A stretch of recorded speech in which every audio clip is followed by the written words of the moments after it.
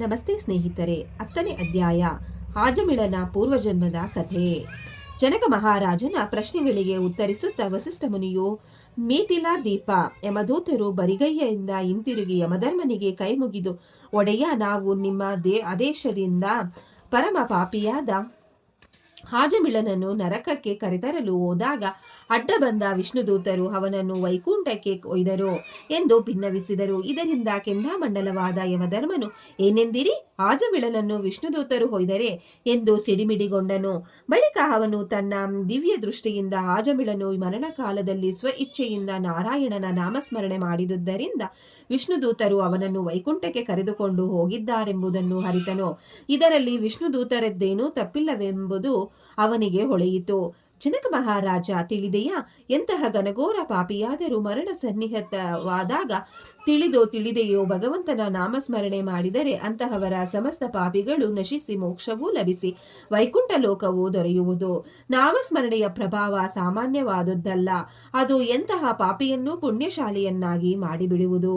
ಇನ್ನು ಆಜಮಿಳನ ಪೂರ್ವಜನ್ಮದ ವೃತ್ತಾಂತ ಕೇಳಿದೆಯಲ್ಲವೇ? ಆಜಮಿಳನು ಪೂರ್ವಜನ್ಮದಲ್ಲಿ ಒಂದು ಗ್ರಾಮದಲ್ಲಿನ ಈಶ್ವರ ದೇವಾಲಯದ ಅರ್ಚಕನಾಗಿದ್ದ. ಇವನು ರೂಪವಂತನಾಗಿದ್ದು ಅದೇ ಅವನಿಗೆ ಹೆಮ್ಮೆಯಾಗಿತ್ತು. ಧನಮದದಿಂದ ಕೊಬ್ಬಿದ್ದ ಅವನು ಹಣವನ್ನು ಅಪವ್ಯಯ ಮಾಡುತ್ತಾ ಇದ್ದನು. ಬ್ರಾಹ್ಮಣನಾದರೂ ಸ್ನಾನ ಸಂಧ್ಯಾವಂದನೆಗಳನ್ನು ನಿಷ್ಠೆಯಿಂದ ಮಾಡದೆ ದೇವಾಲಯದ ಹಣವನ್ನು ತಾನೇ ಇಟ್ಟುಕೊಂಡಿರುತ್ತಾ ಬೀಗುತ್ತಿದ್ದನು. ಭಗವಂತನೆಂದರೆ ಅವನಿಗೆ ಲಕ್ಷ್ಯವೇ ಇರಲಿಲ್ಲ. ರಾತ್ರಿ ಆಯಿತೆಂದರೆ ದೇವರ ವಿಗ್ರಹದೆದುರಿಗೆ ಕಾಲುಗಳನ್ನು ಚಾಚಿಕೊಂಡು ಮಲಗಿಬಿಡುತ್ತಿದ್ದನು. ಇವನಿಗೆ ಕಾಮದ ವಾಸನೆ ಹೆಚ್ಚಾಗಿ ಮತ್ತೊಬ್ಬ ಬ್ರಾಹ್ಮಣನ ಚೆಲುವೆ ಹೆಂಡತಿಯಲ್ಲಿ ಅನುರಕ್ತನಾಗಿ ಅವಳೊಡನೆ ರತಿಕ್ರೀಡೆಯಲ್ಲಿರುತ್ತಿದ್ದನು. ಅವಳಿಗೂ ತನ್ನ ಬಡವನಾದ ಗಂಡನ ಬಗೆಗೆ ತಿರಸ್ಕಾರ ಮನೋಭಾವವಿದ್ದಿತು. ಒಂದು ದಿನ ಬಡ ಬ್ರಾಹ್ಮಣನು ಭಿಕ್ಷೆ ಬೇಡಿ ಒಂದಿಷ್ಟು ಅಕ್ಕಿಯನ್ನು ಹಾಗೂ ಅಡಿಗೆ ಪದಾರ್ಥಗಳನ್ನು ಕೊಂಡು ಮನೆಗೆ ತಂದನು. ಅವನು ತುಂಬ ಹಸಿದಿದ್ದನು. ಹೆಂಡತಿಯನ್ನು ಕರೆದು, ಬಾರ್ಯೇ, ನನಗೆ ಹಸಿವು ಹೆಚ್ಚಾಗಿದೆ, ಬೇಗನೆ ಅಡಿಗೆ ಮಾಡಿ ಬಡಿಸು ಎಂದು ಹೇಳಿ ಪದಾರ್ಥಗಳನ್ನು ಅವಳ ಮುಂದೆ ಇಟ್ಟನು. ಆಗ ಮಟಮಟ ಮಧ್ಯಾಹ್ನ ಅವನ ಜಾರೆ ಹೆಂಡತಿ ದೇವಾಲಯ ಅರ್ಚಕನನ್ನು ಬಹುಬೇಗ ಕೂಡುವ ಸಲುವಾಗಿ ಆತುರದಲ್ಲಿದ್ದಳು. ಅವಳು ಗಂಡನೊಂದಿಗೆ ಮಾತೂ ಆಡದೆ ಕೈಕಾಲು ತೊಳೆಯಲು ನೀರು ಕೊಡದೆ ಇದ್ದಾಗ ಕೋಪದಿಂದ ಗಂಡನು ಅವಳನ್ನು ಒಂದು ಮರದ ಸೌಟಿನಿಂದ ಬಡಿದನು. ಅವಳು ಸುಮ್ಮನಿರಲಿಲ್ಲ. ಅವನು ಕೈಯಿಂದ ಅದೇ ಸೌಟು ಕಸಿದುಕೊಂಡು ಅವನಿಗೆ ಚೆನ್ನಾಗಿ ಬಾರಿಸಿದಳು.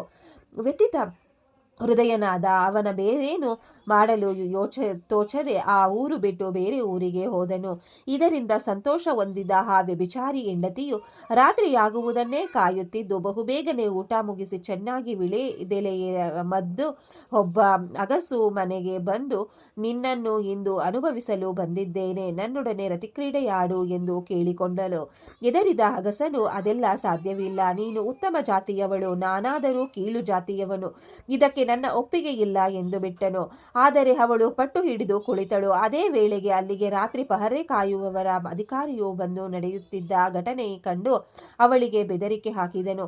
ಆದರೆ ಅವಳು ಅಗಸನ ಮನೆಯಲ್ಲಿ ಬಿದ್ದಿದ್ದ ದೊಡ್ಡ ಮರದ ತುಂಡಿನಿಂದ ಅವನ ತಲೆಗೆ ಪೆಟ್ಟುಕೊಟ್ಟು ಶಿವಾಲಯದ ಅರ್ಚಕನ ಮನೆಗೆ ಓಡಿ ಬಂದು ಅವನ ಸಖ್ಯದಲ್ಲಿ ರಾತ್ರಿಯನ್ನು ಕಳೆದಳು. ಬೆಳಗ್ಗೆ ಎದ್ದು ಮನೆ ಸೇರಿದಾಗ ಅವಳಿಗೆ ತಾನು ಹಿಂದಿನ ದಿನ ತನ್ನ ಗಂಡನಲ್ಲಿ ನಡೆದುಕೊಂಡ ಬಗ್ಗೆ ಪಶ್ಚಾತ್ತಾಪ ಉಂಟಾಯಿತು. ಸಜ್ಜನನಾದ ಗಂಡನು ಭಿಕ್ಷೆ ಬೇಡಿ ತಂದ ಅಕ್ಕಿಯಿಂದ ಅನ್ನ ಮಾಡಿ ಬಡಿಸದೆ ಹೊಡೆದು ಓಡಿಸಿದೆನಲ್ಲ, ಹಸಿದು ಬಂದಿದ್ದ ಅವನಿಗೆ ಕುಡಿಯಲು ನೀರೂ ಕೊಡಲಿಲ್ಲ. ಪಾಪ, ಬಳಲಿದ್ದ ಅವನು ಎಲ್ಲಿ ಹೋದನೋ, ಎಷ್ಟೆಷ್ಟು ಸಂಕಟ ಪಡುತ್ತಿರುವನೋ. ಹೆಂಡತಿಯಾಗಿ ನಾನು ಮಾಡಿದ್ದೇನೋ, ನಾನು ಜೀವಿಸಬಾರದು ಎಂದು ದುಃಖದಿಂದ ನೊಂದು ಗಂಡನಿಗಾಗಿ ಕಾಯುತ್ತಾ ಕುಳಿತಳು. ಗಂಡನನ್ನು ಕಂಡು ಅವಳು ಸಂತೋಷದಿಂದ ಕಾಲು ತೊಳೆಯಲು ನೀರು ಕೊಟ್ಟು ಬಿಸಿ ಬಿಸಿಯಾದ ಅಡಿಗೆ ಮಾಡಿ ಉಣಬಡಿಸಿ ನಗುನಗುತ್ತಾ ಮಾತನಾಡಿ ಅವನಿಗೆ ನೆಮ್ಮದಿ ಉಂಟು ಮಾಡಿದಳು. ತನ್ನ ವ್ಯಭಿಚಾರಿ ಕೆಲಸವನ್ನು ಬಿಟ್ಟು ಗಂಡನ ಸೇವೆಯಲ್ಲಿ ನಿರತಳಾದಳು.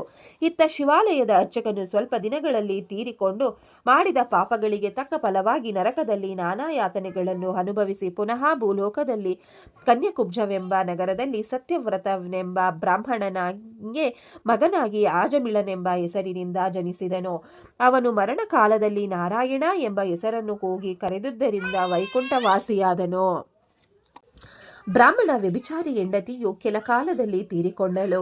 ಅವಳು ಪ್ರತಿಭಕ್ತಳಾಗಿ ತನ್ನನ್ನು ಸರಿಪಡಿಸಿಕೊಂಡರೂ ಮಾಡಿದ ಪಾಪಗಳಿಗೆ ಫಲವಾಗಿ ನರಕದಲ್ಲಿ ನಾನಾ ಯಾತನೆಗಳನ್ನು ಅನುಭವಿಸಿ ಮತ್ತೆ ಭೂಲೋಕದಲ್ಲಿ ಒಬ್ಬ ಓಲೆಯನ್ನ ಮಗಳಾಗಿ ಹುಟ್ಟಿದಳು. ಆ ಓಲೆಯನು ತನ್ನ ಮಗಳು ಹುಟ್ಟಿದ ವೇಳೆಯನ್ನು ಜಾತಕ ಬರೆಯುವ ಬ್ರಾಹ್ಮಣನೊಬ್ಬನಿಗೆ ತಿಳಿಸಿ ಜಾತಕ ಫಲವನ್ನು ಕೇಳಿದನು. ಆ ಬ್ರಾಹ್ಮಣನು ಓಲೆಯನಿಗೆ, ನೋಡಯ್ಯ, ನಿನ್ನ ಮಗಳು ಹುಟ್ಟಿರುವ ವೇಳೆ ಜಾತಕ ಇದೆಯಲ್ಲ, ನೋಡಿದಾಗ ಇದರಿಂದ ನಿನಗೆ ಹಾನಿಯಾಗುತ್ತದೆ ಎಂದನು. ಓಲೆಯನಿಗೆ ಮಗಳ ಮೇಲೆ ರೋಷ ಬಂದಿತು. ಆ ಪುಟ್ಟ ಮಗು ಇದ್ದರೆ ತಾನೇ ನನಗೆ ಹಾನಿ ಎಂದು ಕೂಡಲೇ ಶಿಶುವನ್ನು ಎತ್ತಿಕೊಂಡು ಹೋಗಿ ದೂರದ ಒಂದು ಮರದ ಕೆಳಗೆ ಎಸೆದು ಬಂದನು. ಜಾತಕ ಫಲ ಕೇಳಿ ರೋಸಿಯು ಓಲೆಯನ್ನು ಎಸೆದು ಹೋದ ಶಿಶುವು ಗಟ್ಟಿಯಾಗಿ ಅಳತೊಡಗಿತ್ತು. ಅದರ ರೋದನವನ್ನು ಕೇಳಿ ಆ ದಾರಿಯಲ್ಲಿ ಬಂದ ಬ್ರಾಹ್ಮಣನೊಬ್ಬನು ಮಗುವನ್ನು ಮನೆಗೊಯ್ದು ಅದನ್ನು ಸಾಕಲು ತನ್ನ ಸೇವಕಿಗೆ ಕೊಟ್ಟನು. ಆ ಮಗುವೆ ದೊಡ್ಡದಾಗಿ ಬೆಳೆದಾಗ ಆಜಮಿಳನು ಅವಳಲ್ಲಿ ಅನುರಕ್ತನಾದನು. ಹೀಗಿದೆ ಅಜಮಿಳನ ಪೂರ್ವಕತೆ. ಜನಕ ಮಹಾರಾಜ ಪರಮಾತ್ಮನನ್ನು ಸ್ಮರಿಸಲು ನಾನಾ ಮಾರ್ಗಗಳಿವೆ. ಪುರಾಣ ಕಥೆಗಳನ್ನು ಆಲಿಸುವಾಗ ಹರಿನಾಮ ಸ್ಮರಣೆ ಮಾಡಬಹುದು. ಹರಿಕಥೆಗಳನ್ನು ಕೇಳುವಾಗ ನಾರಾಯಣನನ್ನು ಧ್ಯಾನಿಸಬಹುದು. ಹೇಗೆ ಇರಲಿ, ಭಗವಂತನ ಭಕ್ತನಾಗಿ ಇದ್ದು ಮುಕ್ತಿ ಸಂಪಾದಿಸಬೇಕು. ಕಾರ್ತೀಕ ಮಾಸದಲ್ಲಿ ಸ್ನಾನ, ಜಪ, ದೀಪಾರಾಧನೆ, ದೀಪದಾನ ಮೊದಲಾದವುಗಳಿಂದ ಪುಣ್ಯ ಸಂಪಾದನೆಯಾಗಿ ನರಕ ಬಾಧೆ ತಪ್ಪುವುದು.